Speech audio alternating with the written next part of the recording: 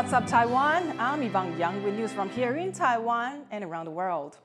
More abuses of migrant fishers in Taiwan have come to light in a new Greenpeace report on exploitation at sea. Advocates are calling for major reforms to help fishers work in safe environments. Tiffany Wong reports. Greenpeace Southeast Asia has released a new report on the exploitation that migrant fishers face, detailing 10 incidents of forced labor on 12 Taiwanese fishing vessels since 2019. Taiwan is home to the second largest global fleet of distant water fishing vessels and over 20,000 migrant fishers.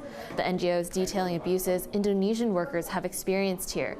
They said they found that 92% of the fishers they interviewed felt that they were taken advantage of, and many of them were trapped into staying in exploitative work environments due to debt.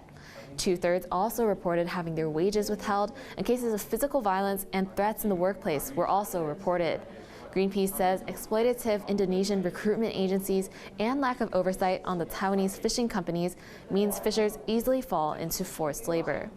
那用弱势处境的话，其实就是非常多的渔工，其实只有非常短的时间可以看他的合约，或者是签署一些他看不懂的中文文书，或者是甚至还有发生伪造证件跟训练文书的这个情况发生，就代表这些渔工呢可能陷入一个非法工作，或者是他不知道自己到底要去哪里的这个情况。 Migrant fishers in Taiwan are mostly from Indonesia, Vietnam, and the Philippines. And this NGO hopes that with more regulations on these recruitment companies and more oversight on Taiwanese fishing vessels, they can work in a safe and humane environment. John Su and Tiffany Wong in Taipei for TaiwanPlus. 2 members of Taiwan's National Security Council have traveled to Washington, D.C. to meet with people close to President-elect Donald Trump, according to Reuters. The report cites several sources familiar with the matter, saying the officials are both Deputy Secretaries General of Taiwan's Security Council. It was not clear who exactly they will meet with or what topics will be discussed. China's foreign ministry responded, saying the U.S. should not, quote, send any wrong signals to Taiwan independent separatist forces. Taiwan's presidential office called the exchanges routine. They and the Trump transition team declined to comment further. The past academic year saw a marked increase in foreign students at Taiwanese schools over the year before. Taiwan's colleges and universities saw a total of over 110,000 foreign students in the 2023 to 2024 school year, according to the Education Ministry. That's 9% more than the previous year. The largest group was from Vietnam, with over 27,000 students, followed by Indonesia and Malaysia. The numbers of Japanese and South Korean students both increased, with many coming to study Mandarin. Civic groups in New Taipei are urging the government to grant official cultural heritage status for waterways now mostly buried underneath the city. They say the system of the canals that date back nearly 3 centuries hold historic and cultural significance for the country's capital region. Wesley Lewis reports. New Taipei residents are fighting to protect one of the few remaining visible and exposed sites of the city's bygone irrigation and canal system, also known as Liuguanzun. They want the municipal government to grant cultural heritage status.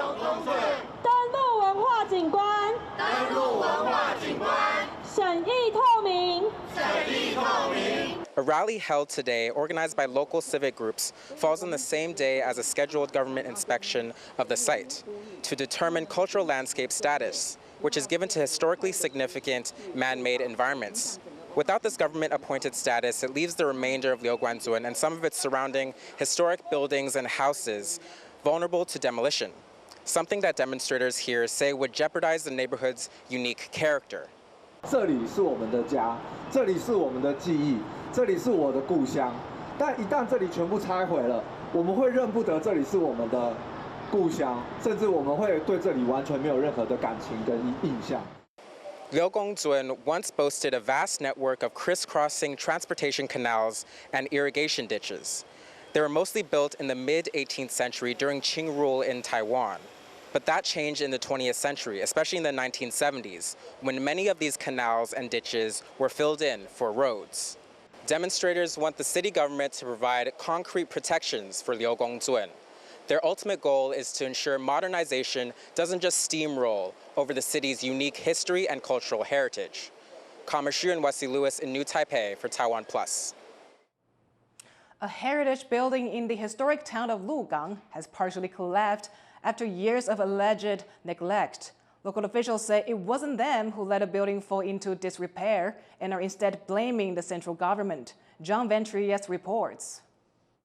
Xu Juyao's proud family legacy is in ruins.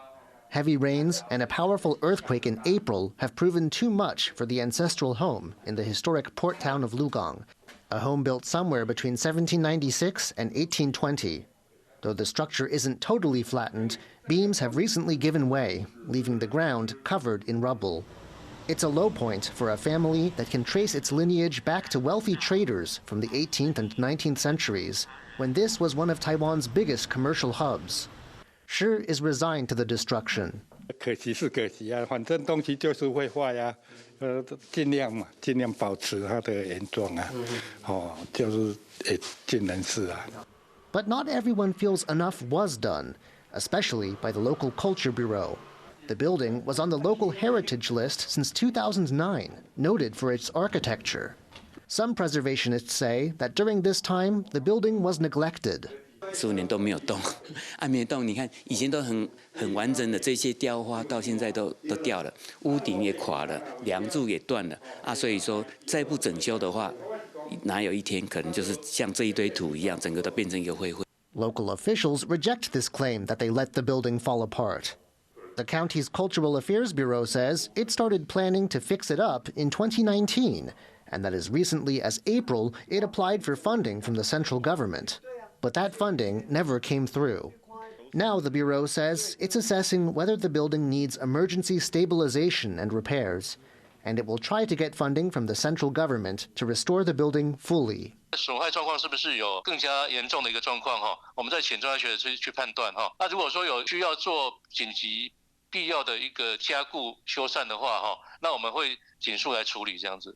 In a town known for pride in its past, the heavy damage to the old Shi family home slipped through the cracks. Now it's a matter of seeing how much of this 200-year-old heritage building can be salvaged. Klein Wang and John Van Trieste for TaiwanPlus. The UN General Assembly is demanding an immediate, unconditional, and permanent ceasefire in Gaza, as well as the release of all hostages. Stop the bleeding and restore life in Gaza, so it can be once again the beating heart of Palestine. Stop the bleeding, so we can restore credibility to our international system, so we can ensure it for future generations, so our people can live, so our region can thrive, so that international peace and security can be preserved. The General Assembly passed a resolution with overwhelming support, 158 votes in favor out of 193 members. They also voted to demand Israel respect the work of the UN's Relief Agency for Palestinian refugees after Israel banned its operations last month. The United States and Israel voted against both resolutions. Rebel group Hayat Tahrir al-Sham, or HTS, has taken the first steps to form a new government in Syria after the collapse of the Assad regime. HTS leader Ahmed al-Sharaa has set up an interim administration with a new prime minister who says he will lead the country until March. The group already faces several challenges, including how to work with regional governments and the United States, which considers HTS a terrorist organization. It is also dealing with Israeli strikes that have decimated strategic weapon stockpiles. The fall of Bashar al-Assad's regime in Syria has been viewed as a setback for Beijing, which backed his government. From the outset of the civil war, China blocked UN resolutions on intervention and provided much-needed diplomatic cover for Assad. And to learn more about what his fall could mean for China's Middle East policy, our reporter Adele Brar spoke to Jean-Louis Saman, a senior fellow at National University of Singapore. China has long been a backer of the Assad regime in Syria. How is Beijing reacting to its fall? Well, so far the reaction of China to the fall of the regime has been quiet, and I think it is, as you said, putting the diplomacy of China in a difficult spot, because China had vetoed several resolutions in the past at the level of the UN Security Council when it came to interventions against the Assad regime. But beyond that, I don't think that we should compare the fallout of the Assad regime on China the same way we would do for Russia, which has been, by all means, the biggest external player. How can we expect China to position itself with the new regime in Syria?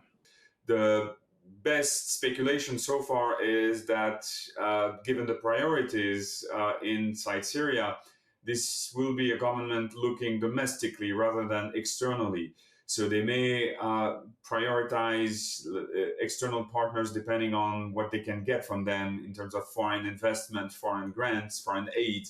Well, I think at this stage, China is, like many countries, and I would say most of the UN Security Council members, trying to see what comes out of the rebels and the HTS takeover of the government in Damascus. We don't know much after a few days of this transition how this new government will look like. What does this all mean for China's Middle East policy?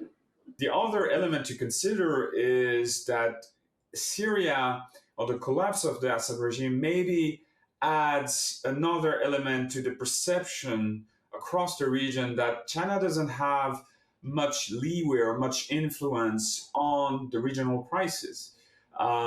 This was already obvious for Russia and to a certain extent to the US, that those external powers do not have much influence, much agency in the end on what happens.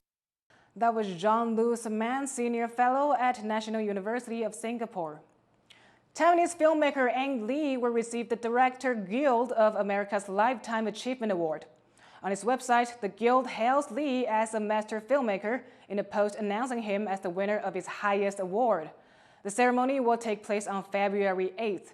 Lee has directed many acclaimed movies, including Brokeback Mountain, Life of Pi, and Lust Caution, and has twice won the Oscar for Best Director. He was born in Pingtung County in southern Taiwan and now lives in the United States.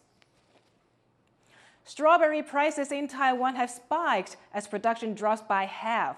Cadence Quaranta reports on how climate change and pests are taking a bite out of one of the country's favorite snacks.